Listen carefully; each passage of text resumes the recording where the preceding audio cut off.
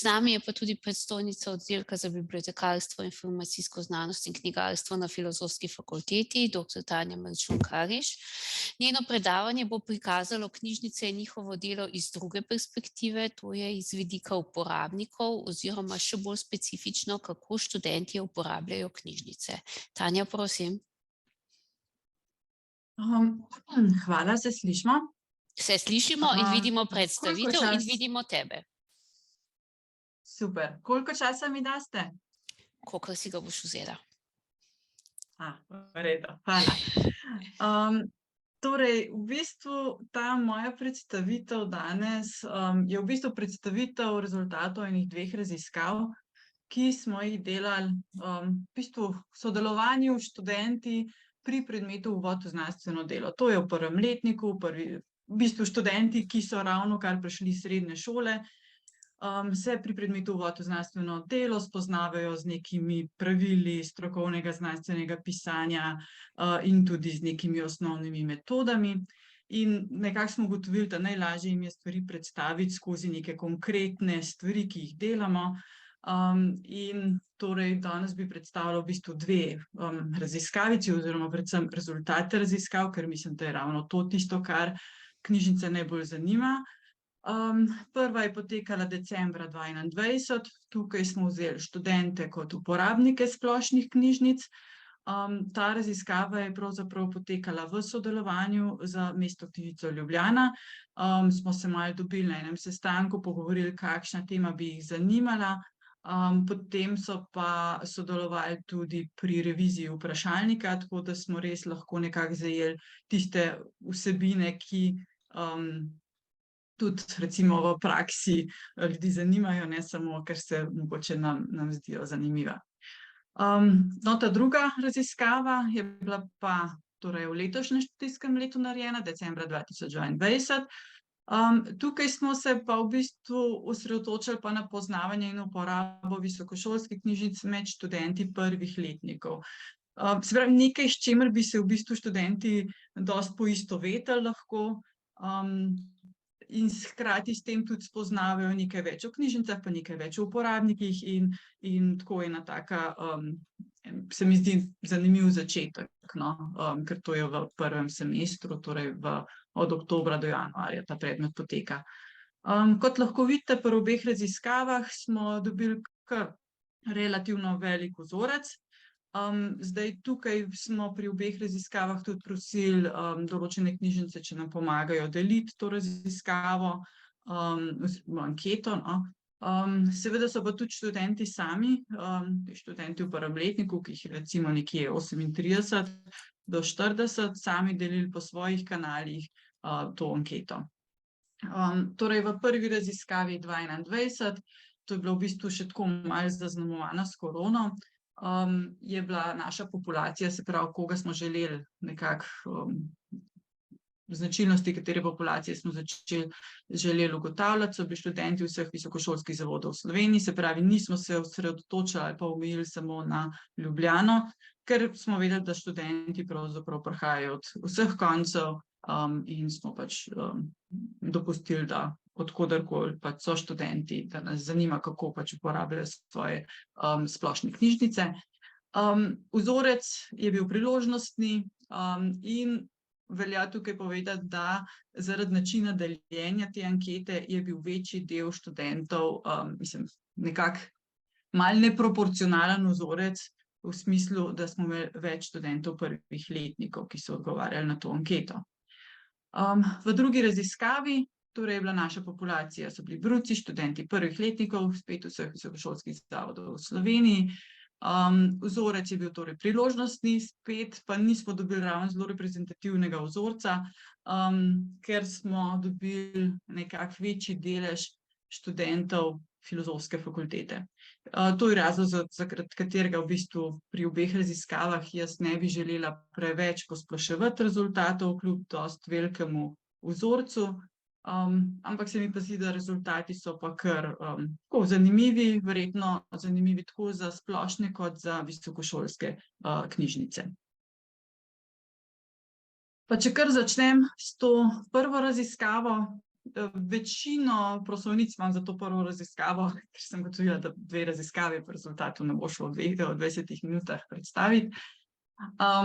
Torej, ugotovili smo pravzaprav kar nekaj presenetljivih stvari, zdaj ne vem, koliko je tukaj problem vzorca.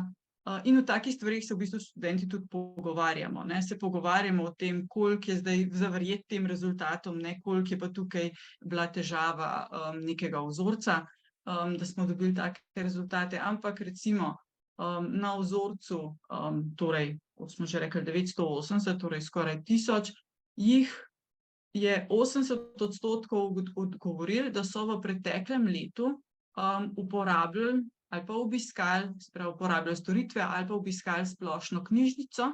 Meni se zdi to kar velika številka, mogoče boste vi to z vaše perspektive povedali. Skratka, 80% jih je v preteklem letu obiskali splošno knjižnico in moramo imeti v mislih, da je bilo to tisto leto, ki je bilo še napol koronsko.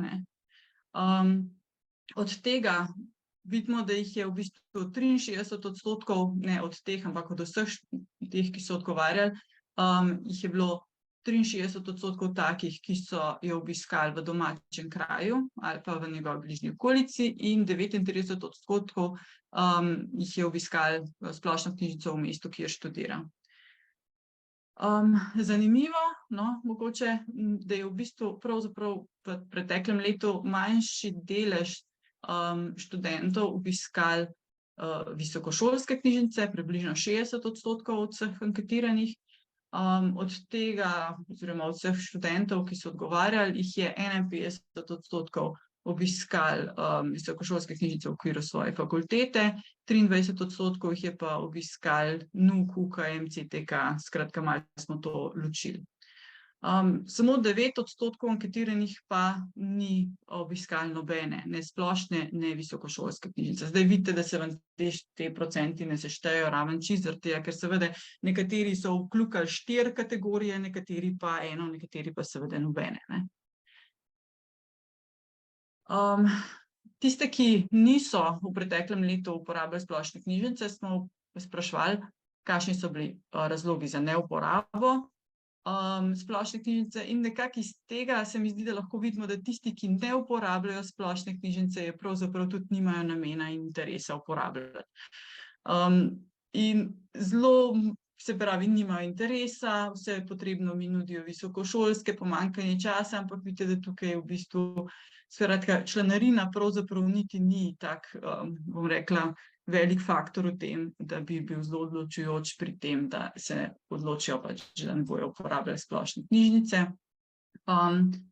Mogoče nekaj teh dodatnih odgovorov, ki smo jih dobili, pač najdejo stvari na internetu, knjige raje kupijo, ni žanrov, ki jih berejo. Zdaj, jaz sem tukaj dala precej več podatkov, sem poskušala čim bolj izčrpno rezultate predstaviti, ne bom pa govorila o vseh, ker vem, da bojo te prosojnice tudi na voljo in si boste lahko to potem v miru te podatke pogledali, če vas bojo zanimali. Zdaj, kaj bi jih pritegnilo k obisku? Se pravi, to so še vedno tisti, ki niso obiskali splošne knjižnice v preteklem letu. Kak obratovalni čas, ob vikendu večja izbira gradiva, oddaja prevzem gradiva. Čeprav tukaj vidimo, da te odstotki, se pravi 35% od teh 164 jih je tako odgovorili, še vedno kar precej malo, kar se meni zdi, da pravzaprav ni nekih stvari, ki bi jih zelo prepričale, da bi obiskovali splošne knjižnice. Pač to so bili neki dodatni odgovori, se pravi cenejša brezplačna članarina. Zelo so bili tako, zakaj nismo takoj vpisani še v vse splošne knjižnice, tako kot smo ko se jaz vpišem v svojo visokošolsko knjižnico, zakaj nisem hkrati še vse splošne knjižnice, in to bi, mislim, nekaj jih je poudarilo, da bi si želeli en tak enoten sistem, kjer se jim ne bi bilo treba vpisovati vsako visokošolsko knjižnico posebej in vsako splošno knjižnico posebej. En predlog, ogled prostih čitalniških mest od doma. Spremem, to gre zdaj za splošne knjižnice, smo jih več vprašanj pri tej anketi je bilo namenjenih torej splošni knjižnici. Še en dokaj pozitiven rezultat se mi zdi, 89% jih je rekel, da so člani v splošni knjižnici. Prav od teh, ki uporabljajo splošno knjižnico, so jo v preteklem letu obiskali ali pač uporabljali, jih je 89% članov, samo 11% ne, od tega jih nekaj pač koristi neke storitve, za katere ni potrebno članstvo, 8% jih pa koristi članstvo drugih. In meni še vedno zanimiv podatek, 2/3 sta v tem času, ko je bila ta anketa izvedena, se pravi decembra 2021, obiskali splošno knjižnico v zadnjem mesecu.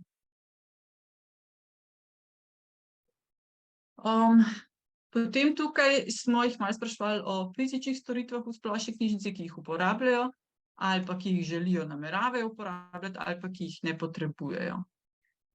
In kot vidimo, izposoja strokovnega gradiva je v bistvu tista prva stvar, zakaj uporabljajo splošno knjižnico in jo tudi želijo še naprej uporabljati. Tako da ni nujno, da je v bistvu ravno visokošolska knjižnica tista, na katero se prvo obrnejo za strokovno gradivo. Potem sledi izposoja leposlovja, pomoč knjižničarjev pri iskanju gradiva in informacij, in potem vidite, no, tukaj še ostale, da ne bom vseh naštevala. Skratka, bom tiste, ki so najbolj nekako izstopajo. Kaj še mogoče izstopa? Želi, namerava uporabljati, torej obisk dogodkov izstopa in udeležba na tečajih in izobraževanjih. Zdaj, tukaj težko vemo, ali je ta odstotek zato, ker je to nekaj, kar bi si želeli, pa mogoče iz nekih razlogov ne uporabljajo, ali pa to posledica tega koronskega časa in tega, da so bili v tem obdobju tisti PCT pogoj in tako naprej.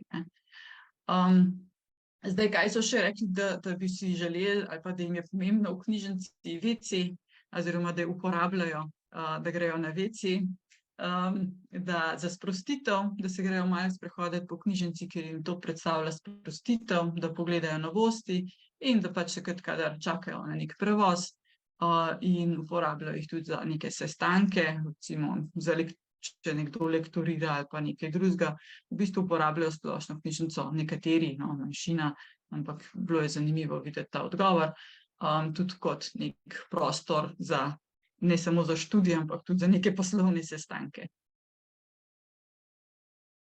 E-storitve, tukaj mogoče nič presenetljivega, posebej uporaba, največ jih uporablja mCOBISS oziroma COBISS Plus. Približno polovica oziroma malo manj kot polovica jih uporablja spletno podaljšanje članstva, oziroma tudi možnost tega spletnega članstva, to je uporabe storitev samo na daljavo.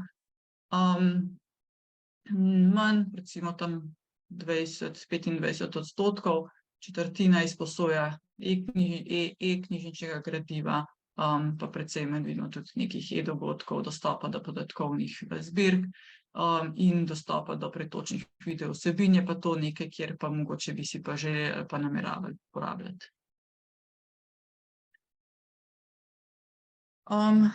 No, in potem, to smo že prej malo omenila, ne, da se je v bistvu pokazalo kar velika potreba v tem, da splošne knjižnice uporabljajo za študij.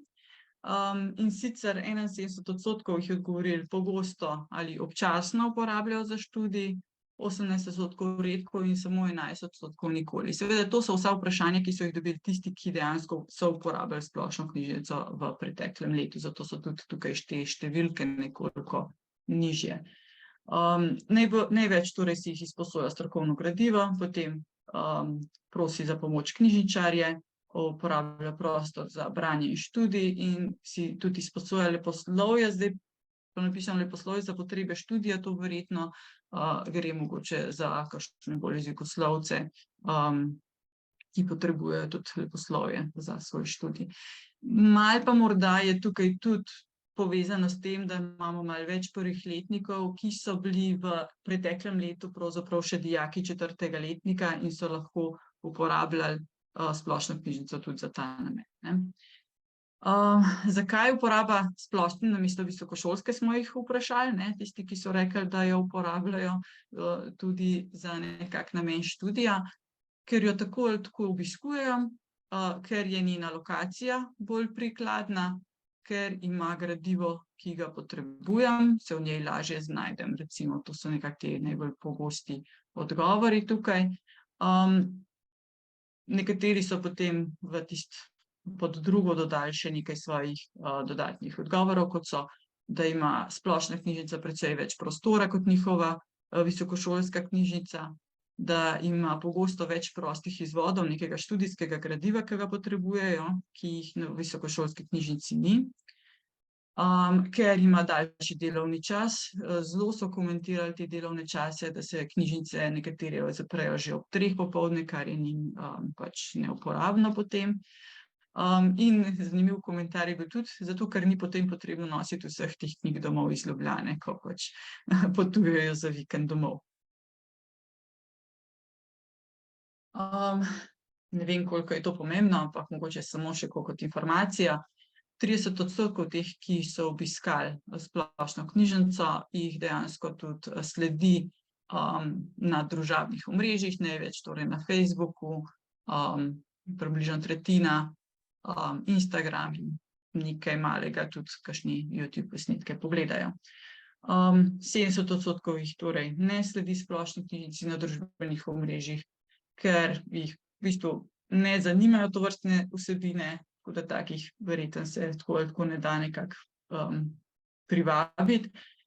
Je pa tudi zanimivo, da 50% jih je reklo, da niti ne ve, da ima profil njihova knjižnica in morda niti na to niso pomislili, da bi to sploh pogledali, pa da bi bilo to nekaj, kjer bi lahko dobili kakšne dodatne informacije.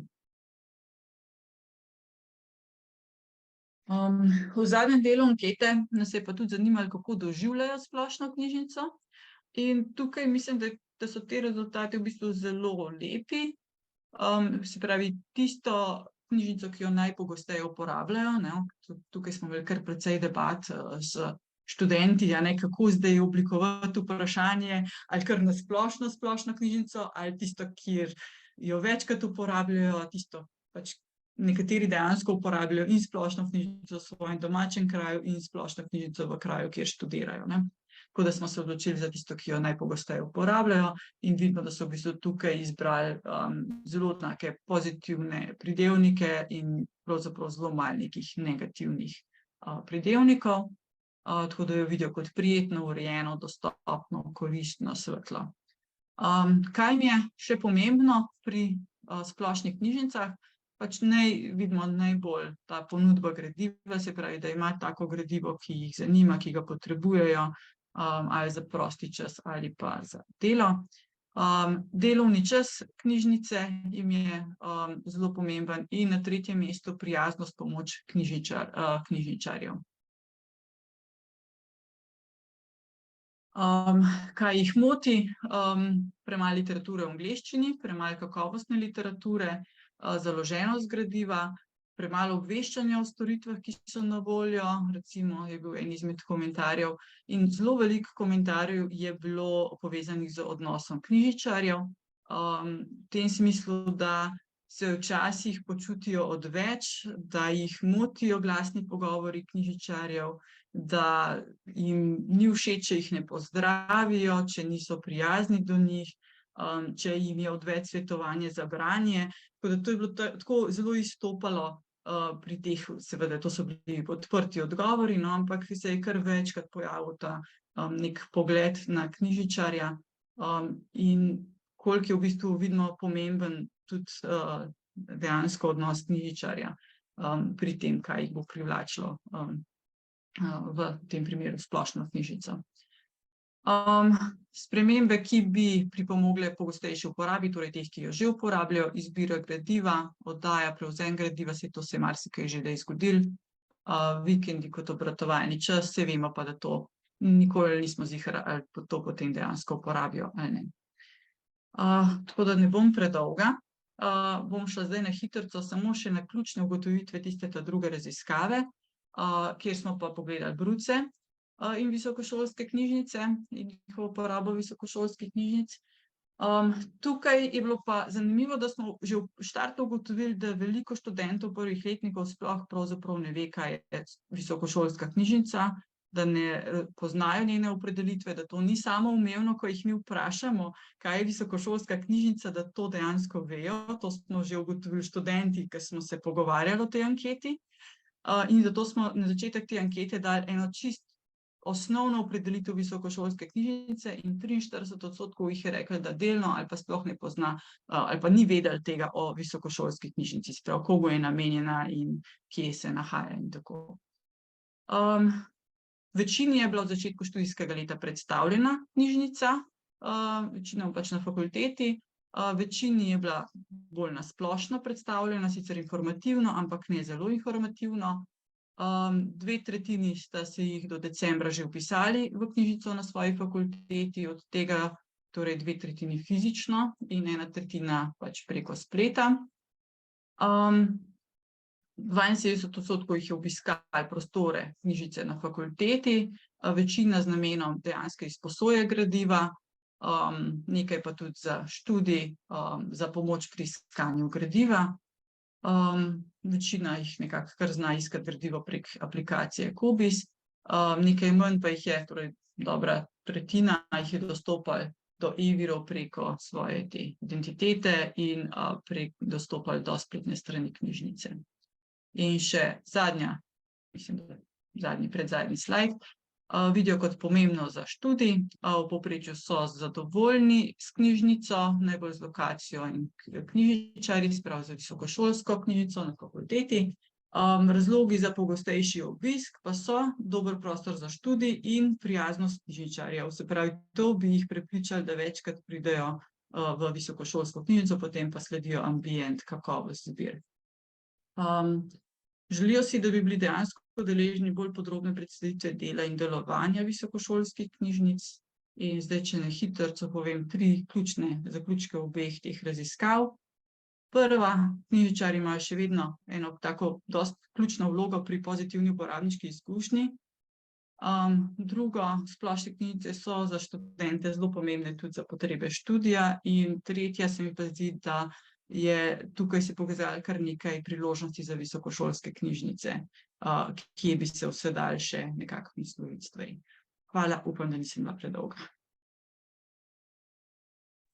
Hvala, Tanja. Ne, nisi bila predolga, jaz sem vmes že malo zagnala paniko, zakaj ti nismo dali več minutaže, ker so bili rezultati izjemno zanimivi. Mislim, da smo vsi nekako dobili material za razmislek, kako lahko v knjižnico še dodatno se potrudimo, da pritegnemo nove uporabnike. V klepetu trenutno nimamo nobenega vprašanja, rok tudi ne vidim.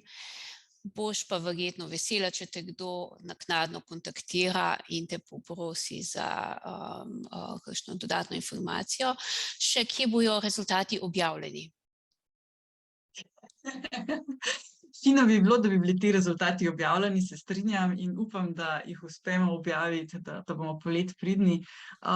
Vsekakor imam pa v načrtu oziroma smo že dogovorjeni s FDV-jem, z Arhivom družboslovnih podatkov, da bi vsaj rezultate te prve ankete dejansko dali podatke dali prosto na razpolago v arhiv. Tako da bo lahko tudi vsak si jih potem pogledal bolj natančno in pač povlekel še kakšne nove analize. Super, tudi to sem hotela predlagati, da bi se pač raziskovalni podatki shranili in bi bili na razpolago za nadaljne interpretacije. Najlepša hvala.